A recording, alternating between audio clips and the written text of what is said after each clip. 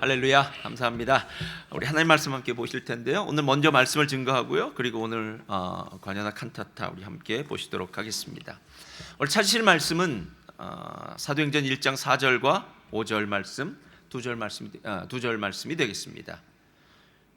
사도행전 1장 4절과 5절 두 절 말씀이 되겠습니다. 우리 한번 다 같이 한 목소리로 봉독해 올리겠습니다. 시작. 사도와 함께 모이사 분부하여 이르시되 예루살렘을 떠나지 말고 내게서 들은 바 아버지께서 약속하신 것을 기다리라.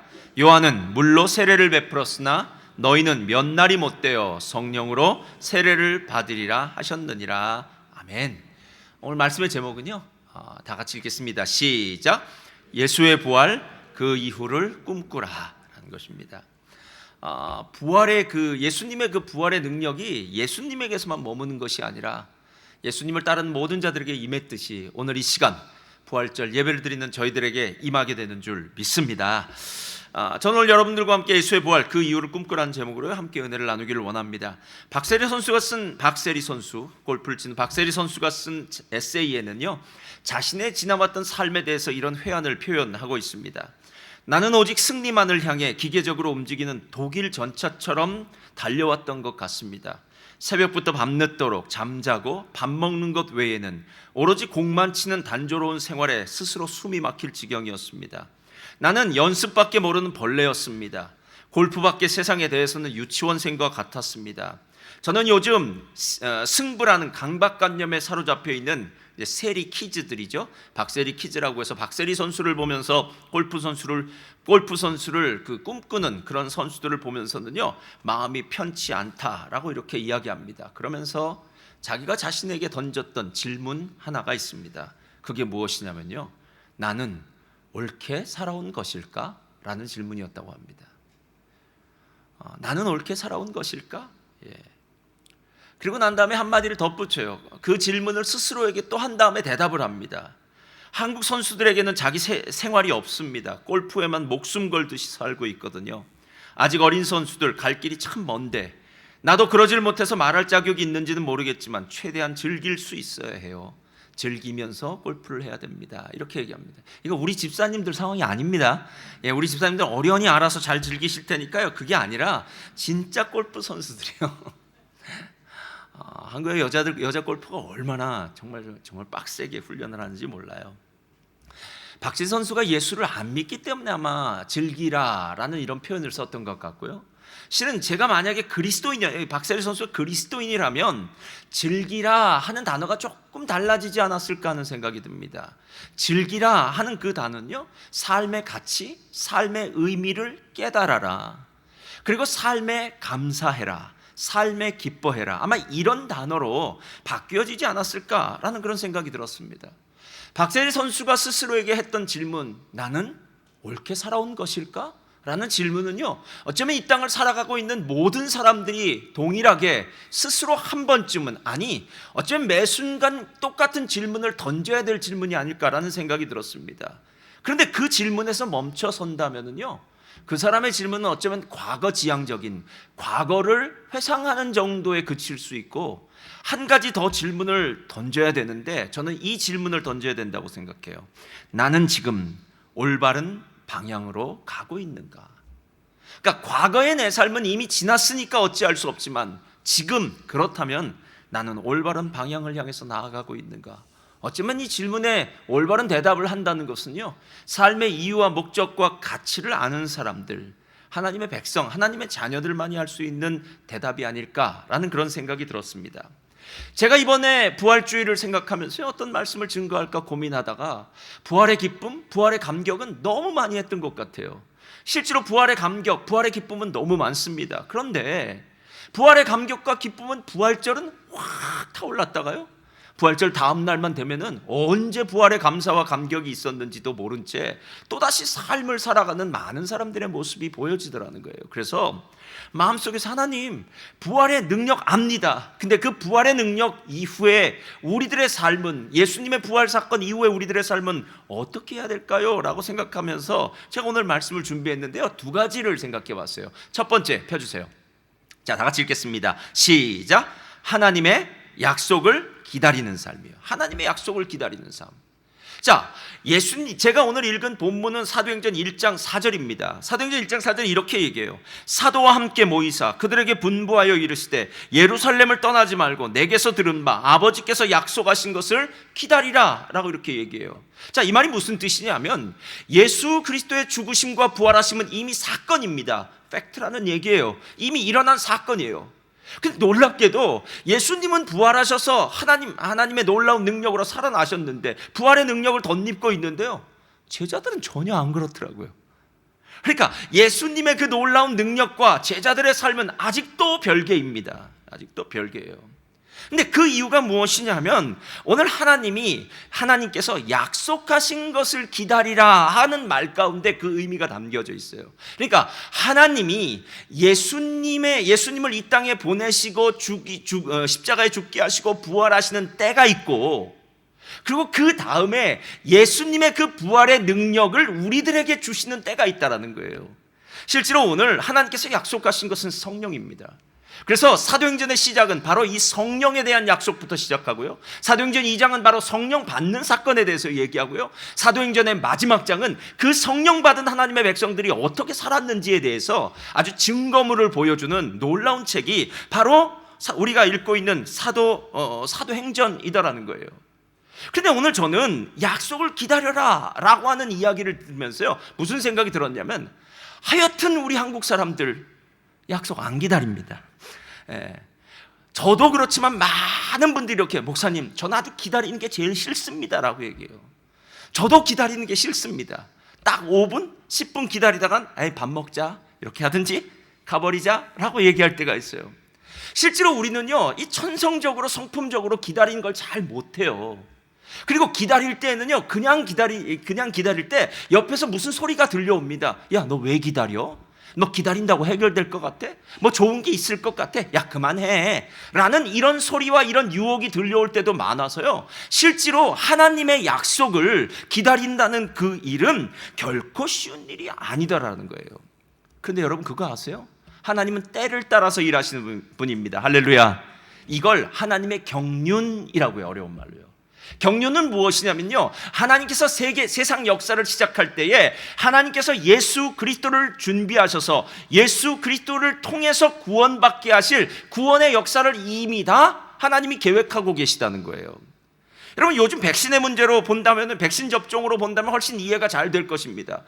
코로나가 터지자마자 각 제약회사들이 이제 백신을 개발하기 시작했어요. 그렇죠?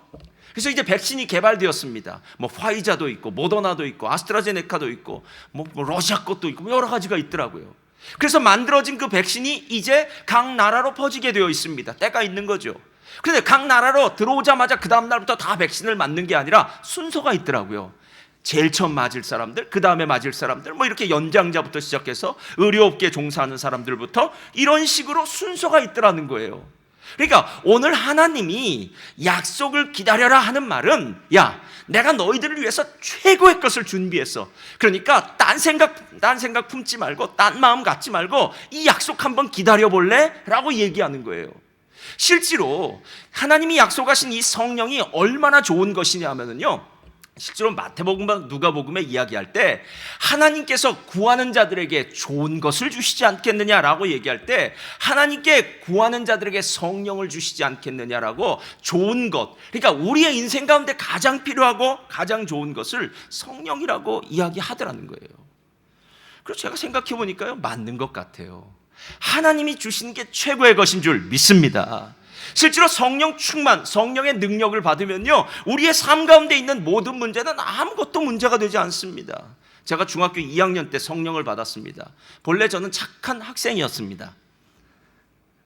잘 안 믿으시는 것 같지만 맞습니다. 예. 근데 성령을 받고 나서 한 달 반은 더 착한 학생이 되었습니다. 왜냐하면 기도도 하고 말씀도 하고 부모님 말씀도 잘 듣고 하면서요. 제가 그때 무슨 생각이 들냐면, 성령 받으면 마음이 기뻐요. 성령 받으면요, 누구와 척진 것도 다 해결돼요. 별거 아니에요, 여러분. 예. 인생 살다 보면요, 많은 문제를 만나는데 성령 충만하지 않기 때문에 문제가 문제인 것처럼 보이죠. 실제로 하나님이 약속하신 이 선물, 성령을 받기만 하면 그 다음부터는요, 너무 감격하고 너무 기뻐서요, 내 삶에 일어나는 작은 문제들은요, 그냥 넘어갈 수 있을 정도로 우리의 삶은 기쁨의 삶, 평강의 삶이 되어지더라는 거예요. 근데 중요한 것은요, 오늘 기다려라 하고 하는 그 말씀은 하나님이 하셨는데 제자들이 그 말씀을 받고 난 다음에 하는 행동들이 있어요. 자, 그것이 바로 사도행전 1장 12절부터 이야기한데요, 이렇게 이야기합니다. 제자들이 감람원이라 하는 산으로부터 예루살렘에 돌아오니 그 산은 예루살렘에서 가까워 안식일에 가기 알맞은 길이라. 들어가 그들이 요한은 다락방으로 올라가니 베드로, 요한, 야고보, 안드레아, 빌립, 도마, 바돌로메, 마테와 알페오의 아들 야고보, 셀로니, 시몬, 야고보의 아들 유다가 다 거기 있어 여자들과 예수의 어머니 마리아와 예수의 아이들과 더불어 마음을 같이하여 오로지 기도에 힘쓰더라. 자, 저를 따라하시기 바랍니다. 기다림은 기도함입니다. 여러분, 그 사실을 알아야 돼요. 우리는 기다린다고 해서요, 주님의 뜻을 기다립니다 라고 해서 가만히 있으면 주님이 해주시겠지, 그런 일 없습니다. 여러분, 성경은 한 번도 가만히 있는 사람들에게 무엇이 주어지는 경우는 없습니다. 기다린다는 것은요, 하나님을 갈망해야죠.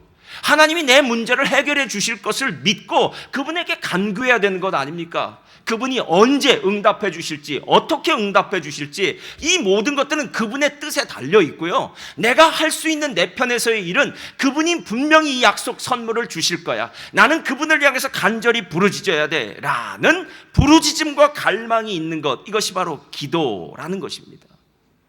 여러분, 근데 오늘 성경을 보니까요, 예수님의 제자들과 또 여자들과 예수님의 가족들뿐만 아니라 오늘 이 자리에 모였던 사람을 120명이나 된다고 얘기해요.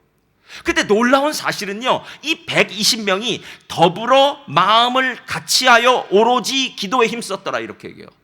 이 말은 한마디로 줄여서 헬라어에서는 한 마음으로라는 말이 돼요. 한 마음으로, 하나같이라고 얘기해요.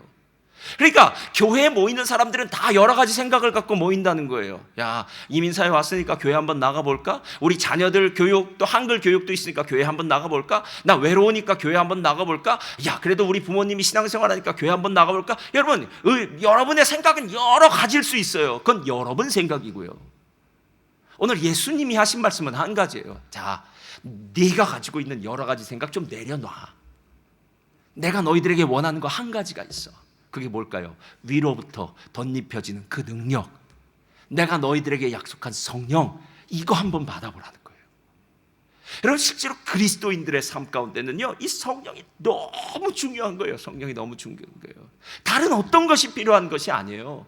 성령의 능력으로 덧입혀지면 그 다음에 문제는 아무것도 아니라는 거예요. 근데 문제는 우리의 마음이 다 다른 생각을 갖고 있기에 한 마음 한 뜻으로 하나님 앞에 나아가지 못하더라는 거예요.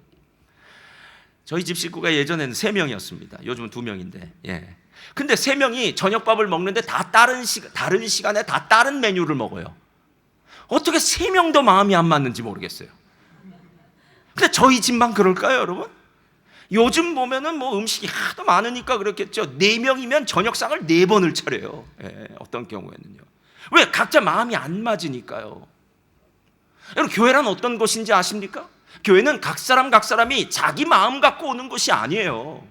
오늘 성령 받는 사람, 하나님의 약속을 기다린 사람은 한 마음 되라는 거예요. 하나님의 뜻 안에서 하나 되라는 거예요. 여러분, 낱개로 하나씩 있을 때는 아무 힘이 없지만 그 하나씩 있던 낱개들이 붙어지면 큰 힘이 일어나는 거 아닙니까? 그래서 전도서에 뭐라고 이야기합니까? 삼겹줄은 쉽게 끊어지지 않는 법이니라. 한 사람은 넘어졌지만 2사람이 있을 때는 넘어진 사람 일으켜 세워줄 수 있지 않겠느냐. 한 사람은 추위에 떨고 있을지 모르지만 2사람이 있다면 서로 체온을 가지고 따뜻하게 해줄 수 있지 않겠느냐. 여러분, 이게 바로 공동체의 역사고요, 기도함의 역사라는 거예요. 그리고 나서 제가 생각해 보니까요, 우리 교회에 있는 예배들을 생각해 봤어요. 이 예배들의 이름을 어떻게 규정하느냐에 따라서 그 예배의 능력이 달라지더라고요. 자, 우리가 금요일 저녁 8시에 모여서 드리는 예배는 금요 철야입니까? 금요 예배입니까? 금요 기도회입니까? 그건 여러분이 생각 아무거나 붙이시면 돼요. 근데 1번, 철야는 아닌 것 같아요. 철야라는 말 뜻은 새벽까지 하잖아요. 정말 예전엔 저도 그렇게 드렸어요. 그래서 밤 9시쯤 되면은요, 짜장면을, 제가 젊었을 때 그랬어요. 짜장면을 곱빼기를 일단 먹어요. 그래야지 새벽까지 버틸 수 있으니까 먹습니다. 그리고 예배를 들어가요. 그리고 새벽 4시까지 예배에 참석해서 기도하기 위해서는 웬간한 정신력과 체력으로는 안 돼요. 그래서 일단 배를 불리고 말씀도 되게 길어요. 한 1시간 반은 미니멈이에요. 그 긴 시간. 예. 그리고 기도도 길어요. 그것도 모자르니까 또 간증 시간도 1시간 있어요. 그리고 나서 새벽 4시에 새벽 예배를 드려요. 그리고 새벽 예배가 끝나고 난 다음에 아침이 되면 이제 첫 차가 다니기 시작하면 첫 차를 타고 집에 돌아갔던 적들이 있어요. 이게 철야예요, 여러분. 지금 예배는 8시에 모여서 한 10시쯤 끝나니까 철야라고 규정하기엔 좀 그래. 그럼 금요일날 저녁에 모이는 게 예배일까요? 예배일 수도 있죠. 하나님을 찬양하고 경배하는 거. 근데 저는 제 마음에 그냥 혼자서요, 금요 기도회라고 결정하자, 그렇게 생각했어요. 그럼 기도하고 싶으니까요. 간절히 기도해야 되니까요. 금요 기도회만큼 우리가 하나님을 향해서 부르짖을 수 있는 시간이 몇 번이나 되냐는 거예요. 게다가 대부분의 성도님들은 토요일에 일을 하시지 않잖아요. 그러니까 토요일날 조금 늦게 일어나실 수도 있고 쉴 수도 있으니까 금요일 저녁에, 주말 저녁에 하나님을 향해서 간절히 부르짖을 수 있는 시간, 여러분, 그 시간은 다른 어떤 것과 바꿀 수 있는 그런 시간이 아니에요. 새벽 예배도 마찬가지예요. 새벽 예배로 만드실 겁니까? 새벽 기도회로 만드실 겁니까? 저는 제 스스로 결정했습니다. 새벽 기도회로 만들자. 왜? 새벽 기도회라는 것은 내가 매일 아침마다 하나님의 말씀을 대하고 난 다음에 하나님과 독대하는 시간, 하나님께 간구하는 시간, 하나님께 기도하는 시간을 반드시 갖고 싶다라는 거예요. 실제로 여러분의 하루 생활 중에서 아침에 기도하는 시간을 잃어버리고 난 다음에 여러분, 과연 기도하시는 시간이 있으십니까? 하루의 기도 시간을 빼앗기고 난 다음에는요, 그 다음에 일주일 내내 월요일부터 토요일까지 정말 기도하지 않고 있다가 주일날 와서 하나님, 이 죄인이 하나님 앞에 이렇게 세상에서 살다가 이런 소리만 하면서 기도하는 것, 여러분, 이거 진짜 하나님이 기뻐하시는 기도겠느냐는 거예요.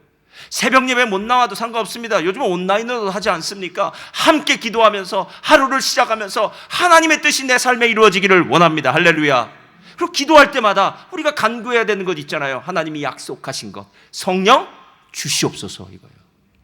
바로 이것이 부활 이후에 우리들에게 하나님이 원하시는 삶이 아니겠느냐는 거예요. 기도의 삶. 두 번째, 다 같이 읽겠습니다. 성령으로 충만한 삶이에요. 하나님의 약속은 바로 성령 세례예요. 성령 세례라고 했던 말을 잘 기억해서, 오늘 너희들이 내가 약속한 것을 기다려라 라고 얘기한 것은 성령 세례를 주겠다는 말이에요. 성령 세례라는 말의 세례는 예수님과 함께 죽고 예수님과 함께 산다라는 뜻이에요. 본래 원어는 물속에 수장됐다라는 뜻이에요. 물속에 들어가서 죽었다라는 뜻인데, 이게 무슨 의미냐면 나라는 사람의 옛성품, 즉 땅에서 태어난 내 옛성품과 옛사람은 물속에 수장되었고 이제 나는 예수님의 생명, 새로운 탄생을 한 사람이다 라는 상징적인 의미가 물세례고요. 성령 세례는 성령이 내게 임하자마자 내가 과거에는 내 욕심대로, 내 마음대로, 인간적으로, 육신적으로, 정력적으로, 세속적으로, 세상의 방식대로 내가 주인되어서 살던 그 삶을 이제는 주인을 바꿔버리는 거죠. 성령님이 나의 삶의 주인이시고 이제부터 나는 내 뜻이 아니라 하나님의 뜻, 성령의 인도하심을 받는 사람이 되겠다라는 것입니다. 여러분, 이 성령의 인도하심을 받는다는 것 잘 기억하셔야 돼요. 왜냐하면 사도행전 2장에 보면 성령 세례를 받아요. 그래서 사람들이 성령에 충만해져요. 근데 놀라운 사실은요, 사도행전 4장에 가니까 또 기도하니까 또 성령 충만을 받더라는 거예요. 그러니까 이 말이 무슨 뜻이냐면, 한 번 성령을 받는다고 다 되는 것이 아니라 성령의 충만은 끊임없이 계속해서 리뉴얼해야 된다는 거예요. 반복해야 된다는 거예요. 금요일마다 기도 시간에 모일 때마다 성령 충만을 받았다면, 새벽마다 모일 때마다 성령 충만을 받았다면, 매일매일 매주 금요일에 모일 때마다 우리는 성령 충만을 받아야 하나님이 기뻐하시는 삶, 예수님을 닮은 삶, 성령의 인도하심을 받는 삶을 살 수 있다는 것입니다. 우리 한국 그리스도인들에게 있어서 가장 큰 구원관에 대한 문제가 있다고 누가 얘기하더라고요. 그때 이렇게 얘기해요. 이 대한민국 사람들에게 있어서 구원관의 문제는 from은 있는데 to가 없다는 거예요. from과 to는 전치사예요. from은 어디에서부터 라는 뜻이고요, to는 어디를 향하여, 어디로 라는 뜻이에요. 우리 대한민국 성도들에게 있어서는요, 뭐가 제일 중요하냐면 출애굽이 제일 중요해요. 내가 애굽에서 탈출한 거예요. 내가 사단의 노예됨에서 탈출한 거예요. 내가 옛 성품에서 탈출한 거예요. 우리는 탈출한 것만 감사해요. 목사님, 제가 옛날에는요 술 마시고, 옛날에는 뭐 나쁜 짓을 하고, 옛날에는 이러다가 예수 믿고 구원받았습니다 라고 얘기해요. 맞습니다. 그것도 구원입니다. 그러나 여러분, 그것은 구원의 완성품은 아니에요. 왜냐하면 출애굽을 했던 이스라엘 모든 백성들이 가나안 땅에 들어갔나요? 아니면 40년 동안 광야에서 살다가 죽었나요? 광야에서 죽잖아요. 여러분, 구원의 시작과 구원의 완성이 함께 있어야 되는 거 아닙니까? 제가 외국에서 공부를 하다 보니까 더 알겠어요. 제가 한국에서 공부할 때는요, 대학 들어가기는 어려워도 나오긴 쉽다고 했어요. 근데 실제로 그래요. 나오는 게 뭐 쉽다고 얘기하는 건 좀 문제가 있는 단어이긴 하지만 그래도 외국보단 쉬울 것 같아요. 근데 외국은 틀려요. 외국은 들어가는 건 어쩌면 정말 쉬워요. 근데 졸업을 하는 건 정말 어려워요. 근데 역시 들어가고 나오는 걸 함께 있어야 되는 거 아닙니까? 왜 구원을 받았습니까? 애굽에서 나오기 위해서 구원받았습니까? 아니면 가나안 땅에 들어가기 위해서 구원받았습니까? 실제로 우리의 삶 가운데 가나안 땅에 들어가야 된다는 생각은 별로 없어요. 나는 예수님의 피로 구원받았어. 나는 구원받았는데 뭐가 더 필요해? 라고 생각하면서 살아가는 사람들이 있다면요, 문제가 된다는 거예요. 아틀란타에 있는 빈내리 교회가 참 큰 교회예요. 이연길 목사님이 지금 은퇴하셨지만 정말 목회 잘하시고 설교 잘하신 목사님이세요. 근데 이연길 목사님이 성령의 능력에 대해서 이렇게 비유하는데 제가 제일 맞다는 생각이 들었어요. 우리 교회에도 이 항공 정비하시는 분들이 여러 분 계시니까요. 비행기가 언제 가장 큰 힘이 들어가느냐, 언제 가장 큰 에너지가 들어가느냐라고 묻는다면 당연히 이륙할 때입니다. 그렇죠?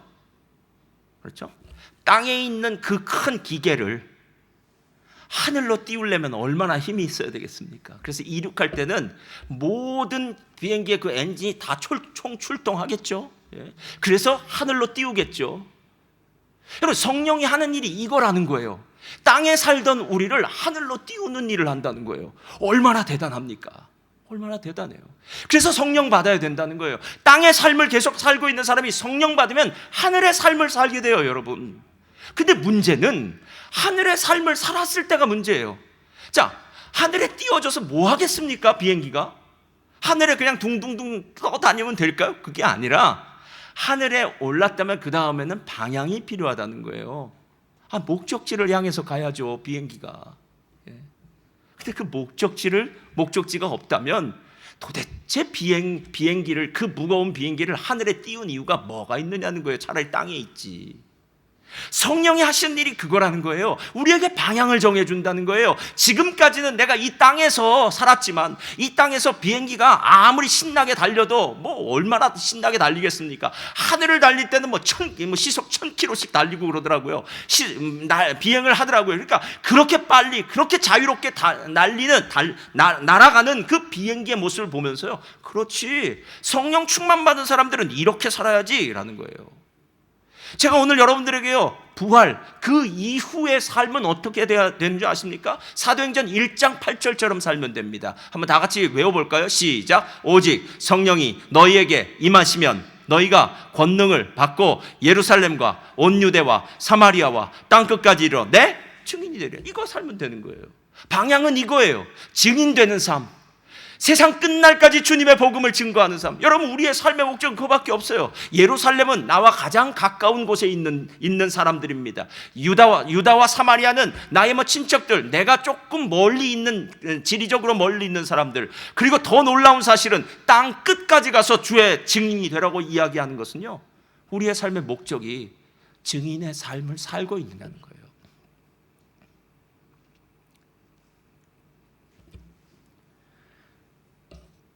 담배를, 우리 성도님들은 담배 안 피우시겠지만 피워도 상관없습니다. 언젠가 끊을 테니까.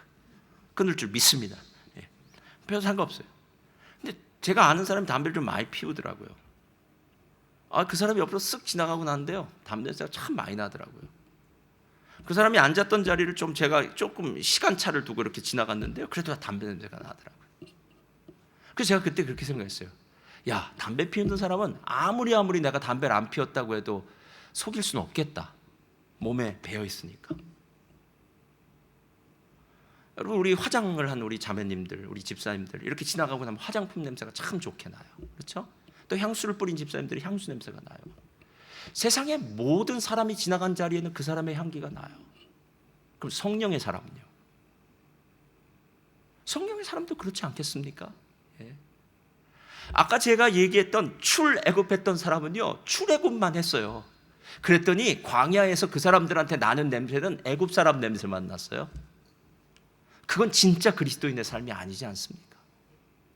진짜 그리스도인의 삶은 성령의 능력으로 성령의 인도하심을 받으며 예수 향기가 나야 되는 거 아니겠냐는 거예요. 무슨 말이 필요하겠습니까, 여러분? 여러분이 있는 그 직장에서 다른 사람들이 여러분을 향해서 뭐라고 얘기하는지만 들어보면 돼요. 야, 내 다른 사람 몰라도 이 사람은 믿을 수 있어. 이 사람 진짜 진실해, 신실해. 야, 예수님 믿는다고, 교회 다닌다고 참 진실하게 산다. 이렇게 얘기하면 돼요. 야, 이 사람 참 많이 참고 인내하는 것 같아. 모든 사람들과의 관계가 참 좋은 것 같아. 야, 저 사람은 입에서 남 욕하는 것 없더라. 여러분, 이런 거는요, 굳이 꼭 그 사람 붙들어 놓고 얘기할 필요도 없어요. 그 사람 지나가고 난 다음에 다른 사람 얘기 들으면 다 드러나게 되어 있더라 라는 것입니다. 이게 바로 삶의 목적 아닙니까? 어디를 가든지 무엇을 하든지 예수의 흔적이 남는 사람, 예수의 증인이 되는 사람. 그래서 세상 사람들이 나를 보면서 나 예수 믿고 싶다, 너 같은 사람이 있다면 나 예수님 믿어보겠다라고 이야기할 수 있는 것, 이것이 아니겠느냐는 거예요. 근데 문제는 무엇이냐면요, 이렇게 예수님의 흔적, 예수님의 향기를 담는 삶이 참 쉽지는 않다는 거예요. 왜냐하면 아직도 우리 안에 숨겨져 있는, 남아있는 그 옛날 옛 습관들, 옛 성품들이 아직도 어딘가에서 숨겨져 있고요. 또 세상의 사단이 그 우리 안에 숨겨져 있는 우리의 옛 성품들을 어떻게 해서든지 끄집어내고 유혹해서요, 우리로 옛날로 자꾸 돌아가게 만들기 때문에 그렇다는 거예요. 면역의 힘이라는 책에 보니까요, 병에 걸리지 않는 생활 습관이 있더라고요. 그러면서 질병에 잘 걸리는 생활 습관이 두 가지가 있다고 하는데, 제가 이 부분을 보면서 그래, 맞아, 우리의 옛성품, 옛사람이 이런 습관일 거야 라는 생각이 들었어요. 두 가지를 이렇게 정의해요. 질병에 잘 걸리는 습관이에요. 과도한 노동으로 몸과 마음이 고단한 생활 방식이래요. 잘 들어보세요. 과도한 노동으로 몸과 마음이 고단한 생활 방식. 그러니까 과도한 노동이라는 이야기를 여러분 잘 들으셔야 돼요. 여러분이 매니지 할 수 있는 일이 있고요, 이건 무리다 라고 하는 일이 있고요, 야, 무리가 되더라도 지금 젊어서 돈 벌어야 돼, 뭐 메뚜기도 한철이야. 여러분 제발 이런 얘기 안 하시기를 부탁드립니다. 예. 여러분 인생은 메뚜기가 아니에요. 여러분 정말 매니지 하셔야 돼요. 예. 근데 우리 한국 사람들은요, 이 일하는 것도 매니지가 안 되지만 쉬는 것도 매니지가 안 돼요. 제가 지난주에 우리 조카 결혼식 때문에 아주 아침에 갔다가 저녁 비행기를 타고 이렇게 왔는데요, 시드니를. 야, 3박 4일도 모자라 2박 3일, 2박 3일도 아까워 1박 2일, 1박 2일도 아까워 당일치기. 우리나라 사람이 원하는 건 당일치기예요. 그러니까 당일치기란 건 뭐냐면, 어떻게 해서든 나에게 주어진 시간 동안 내가 억지로라도 최선을 다해서 보리라, 구경을 하리라, 경험을 하리라. 예? 유럽에 여행 간 한국 사람들이, 한국 청년들이 그런다 그러더라고요. 낮에는 구경 따라다니고요, 저녁은 저녁 따라다니고요. 야, 내가 내 그 값진 휴가를, 그리고 내 큰 돈을 허비하면서까지 여기 왔는데 어떻게 여기서 잠잘 수 있냐는 거예요. 잠자는 시간도 아깝다고 열심히 돌아다니고 구경해요. 여러분, 이건 그리스도인 아닙니다. 무엇 때문에 그러십니까? 과도한 노동으로 몸과 마음이 고단한 생활 방식을 일컬어 저는 욕망이라고 생각해요. 탐욕이에요. 우리라는 존재는 그렇게 만들어지지 않았어요, 여러분. 왜 하나님의 안식일을 이스라엘 백성들에게 주셨을까요? 일주일에 하루는 쉬어라라는 거예요. 제발 쉬라는 거예요. 멈춰서라는 거예요. 하나님 안에 안식하라는 거예요. 유대인들은 1.1km 이상도 걷지 않았어요, 여러분. 식사도 만들어 먹지 않았어요. 왜냐하면 진정한 쉼과 안식은 육체적인 쉼이기도 하지만 영혼의 쉼이기 때문에 하나님을 생각하면서 육체적으로 평온한 시간을 가졌다고. 그렇게 쉬어야만 그 다음에 일할 수 있는 힘과 능력이 생기는 거예요. 이게 질병 걸리는 생활 습관이래요. 근데 두 번째는 반대의 생활 습관이에요. 몸을 잘 쓰지 않는 지나치게 안락한 생활 방식이래요. 이건 뭐냐면요, 아이들 같으면 그냥 컴퓨터에 앉아서 그냥 하루 종일 하는 거죠. 요즘 같으면 핸드폰만 있으면 다 돼요. 애들도 이젠 떠들지 마라, 소리할 필요 없어요. 그냥 엄마 핸드폰만 지워주고 비번만 풀어주면 돼요. 그럼 아이들이 요즘 뭐 2살, 3살도 유튜브를 자기가 다 알아서 본다고요. 여러분, 이게 바로 건강하지 못한 생활 습관이라는 거예요. 저는 이걸 게으름이라고 얘기해요. 그러니까 그리스도 안에서는 탐욕도 게으름도 갖지 말자는 거예요. 생각하면서 살자는 거예요. 내게서 어찌하든지 예수의 향기가 났으면 좋겠다. 내가 가는 곳마다, 내가 있는 자리마다 예수님이 좀 드러났으면 좋겠어. 어떻게 하면 나를 통해서 예수가 좀 증명될까? 나를 만나는 사람이 나를 보면서 어떻게 하면 좀 예수님 만날 수 있을까? 여러분, 이거 생각하면서 살기 바쁘지 않나요? 예.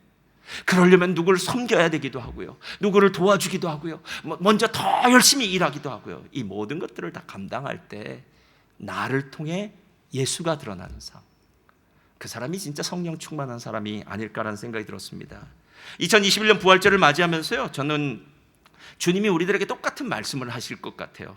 하나님의 약속인 성령 받기를 위해 기도하라. 그리고 성령의 충만한 삶을 살아라. 뭘 더 원하시겠습니까? 먹을 것, 입을 것, 필요한 것 하나님이 채워주실 줄 믿습니다. 우리 하나님 좋으신 하나님이십니다. 그리고 그 믿음이 있다면 여러분의 인생을 주님을 위해서 사용하시기를 주님의 이름으로 부탁드립니다.